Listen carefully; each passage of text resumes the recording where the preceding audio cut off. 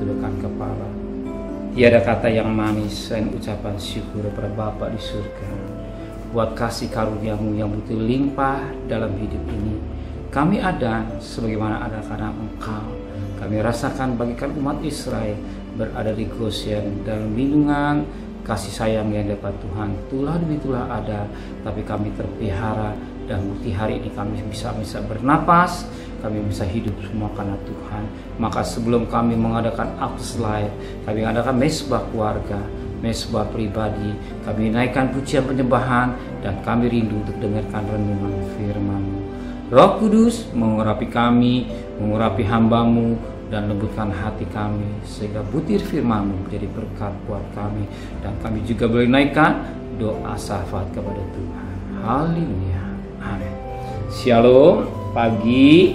Mari sama-sama kita akan membuka Yohanes pasal pertama ayat 35 sampai ayat 51. Yohanes pasal pertama ayat 35 sampai 51. Murid-murid Yesus yang pertama pada keesokan harinya Yohanes berdiri di situ pula dengan dua orang muridnya. Dan ketika ia melihat Yesus lewat, ia berkata, "Lihatlah anak domba Allah." Kedua murid itu mendengar apa dikatakan itu, lalu mereka pergi mengikut Yesus. Tetapi Yesus menoleh ke belakang, ia melihat bahwa mereka mengikut Dia, lalu berkata kepada mereka, "Apakah yang kamu cari?" Kata mereka kepada Yesus, "Rabi," artinya guru, "di manakah engkau tinggal?" Ia berkata kepada mereka, "Marilah dan kamu akan melihatnya." Mereka pun datang dan melihat di mana ia tinggal, dan hari itu mereka tinggal bersama-sama dengan Yesus. Waktu itu kira-kira pukul 4. Yohanes pasal 1 ayat 35 sampai 51. Yohanes pasal 1 ayat 35 sampai 51. Murid-murid Yesus yang pertama. Pada keesokan hari Yohanes berdiri di situ pula dengan dua orang muridnya. Dan ketika ia melihat Yesus lewat, ia berkata, "Lihatlah anak domba Allah." Kedua murid itu mendengar apa dikatakannya itu, lalu mereka pergi mengikut Yesus. Tapi Yesus menoleh ke belakang, ia melihat bahwa mereka mengikut Dia, lalu berkata kepada mereka, "Apakah yang kamu cari?" Kata mereka kepadanya, "Rabi," artinya guru, "di manakah engkau tinggal?" Ia berkata ke mereka, "Marilah dan kamu akan melihatnya." Mereka pun datang dan melihat di mana ia tinggal, dan hari itu mereka tinggal bersama-sama dengan Yesus. Waktu kira-kira pukul 4, salah seorang dari keduanya yang mendengar perkataan Yohanes lalu mengikut Simon adalah Andreas, saudara Simon Petrus. Andreas mula-mula bertemu dengan Simon saudaranya, dan ia berkata kepadanya, "Kami telah menemukan Mesias," artinya Kristus. Ia membawanya kepada Yesus. Yesus memandang dia dan berkata, "Engkau Simon, anak Yohanes, engkau akan dinamakan Kefas," artinya Petrus. Pada saat harinya Yesus memutuskan untuk berangkat ke Galilea. Ia bertemu dengan Filipus dan berkata padanya, "Ikutlah aku." Filipus berasal dari Bethsaida, kota Andreas dan Petrus. Filipus bertemu dengan Natanael dan berkata, "Kami telah menemukan Dia yang disebut oleh Musa dan kitab Taurat dan oleh para nabi, yaitu Yesus anak Yusuf dan dari Nazaret." Kata Natanael kepadanya, "Mungkinkah sesuatu yang baik datang dari Nazaret?" Kata Filipus kepadanya, "Mari dan lihatlah." Yesus melihat Natanael datang kepadanya, lalu berkata tentang dia, "Lihat, inilah seorang Israel sejati yang tidak ada kepalsuan di dalamnya." Kata Natanael kepadanya, "Bagaimana engkau mengenal aku?" Jawab Yesus kepadanya, "Sebelum Filipus memanggil engkau, aku telah melihat engkau di bawah pohon ara." Kata Natanael kepadanya, "Rabi, engkau anak Allah, engkau raja orang yang Israel." Yesus menjawab, kata Yesus, "Karena aku berkata kepadamu, aku melihat engkau di bawah pohon ara, maka engkau percaya? Engkau akan melihat hal-hal yang lebih besar daripada itu." Lalu kata Yesus kepadanya, "Aku berkata kepadamu, sesungguhnya engkau akan melihat langit terbuka dan malaikat-malaikat Allah turun naik kepada Anak Manusia." Suatu mutiara yang indah yang kita dapat petik pagi hari ini. Dan Yesus berkata satu pribadi yang bernama Natanael, Perhatikan ayat 47. Kata Filipus kepadanya, mari dan lihatlah. Yesus melihat Natanael datang kepadanya, lalu berkata kepada Natanael, lihat, inilah seorang Israel yang sejati, tidak ada kepalsuan di dalam Natanael. Betapa penting kita hidup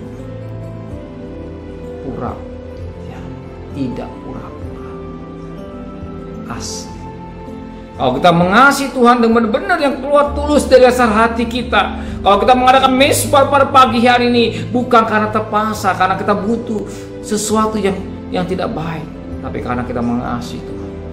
Kalau sekarang hari ini kita datang kepada Tuhan, mengadakan mesbah keluarga, mesbah pribadi, karena kita mencari Tuhan, butuh Tuhan, karena kita mencintai Tuhan. Kalau kita melayani Dia, karena kita membalas kebaikan Tuhan. Tidak ada motivasi yang tidak baik, hati yang tulus, hati yang sukarela, tulus, sukarela, tanpa motivasi yang tidak baik. Kita mengadakan mesbah pribadi keluarga karena kita mencintai Tuhan, kita mengasihi Tuhan. Kalau kita melayani, tidak lagi kita membalas kebaikan Tuhan, bahkan lebih pada kita mempersembahkan tubuh kita yang kudus, yang berkenan kepada Allah. Tuhan mengenal, ya, sampai dalam hati kita. Maka dikatakan, lihat, inilah seorang Israel sejati, tidak ada kepalsuan di dalam dirinya. Biar Tuhan berbicara kepada kita pada pagi hari. Kitalah anak-anak Tuhan yang sejati, pengikut Tuhan yang sejati, yang sungguh-sungguh. Bukan ada perlu buat cari Tuhan, butuh cari Tuhan, tidak. Tapi setiap saat, setiap pagi, kita rela sediakan waktu kita untuk mengadakan mesbah pribadi, mesbah keluarga. Bukan waktu butuh, tidak. Setiap saat kita perlu Tuhan, kita butuh Dia, kita cari Dia. Sumber pertolongan, sumber berkat, sumber pelindungan, dan kita bagaikan menebus dengan kekasih kita, ya. Bagi hubungan kita dengan Tuhan rapat dengan Dia, amin. Dengan baru kita bekerja artis lain dan lain-lain, yang perkaranya materi, percayalah Dia sudah sediakan berkat buat saudara, amin. Percaya, Dia sudah sediakan berkat buat saudara. Kita tahu apa yang terjadi pada hari esok, maka kita dekat kepada Tuhan selalu. Amin. Benar Bapa di surga, biar dalam diri kami tidak ada kepalsuan, benar-benar murni karena mencintai Engkau, mengasihi Engkau, membalas kasih Engkau tanpa motivasi apapun juga. Kalau kami berkorban, kami melayani semua karena ingin membalas kasih-Mu. Kembalikan kami besok pagi dan tubuh yang sehat, dengan tidak kurang satu apapun juga.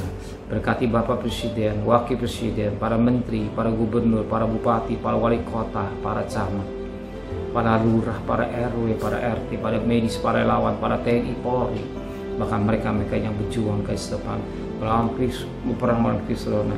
Kami bersyukur kepada Tuhan yang meninggal semakin habis, yang sakit semakin habis, tapi yang sembuh semakin banyak. Pandemi menjadi endemi, dan ekonomi kami tetap kuat karena kami tetap diberkati oleh Tuhan. Terima kasih Bapa di surga dan kekasih. Terimalah berkat nikmat dari Allah Bapa, cinta kasih sayang dari Tuhan Yesus Kristus, dan berkat Roh Kudus nyertai saudara hari ini sampai Maranatha Tuhan Yesus datang. Yang cinta Dia katakan amin. Tuhan memberkatinya.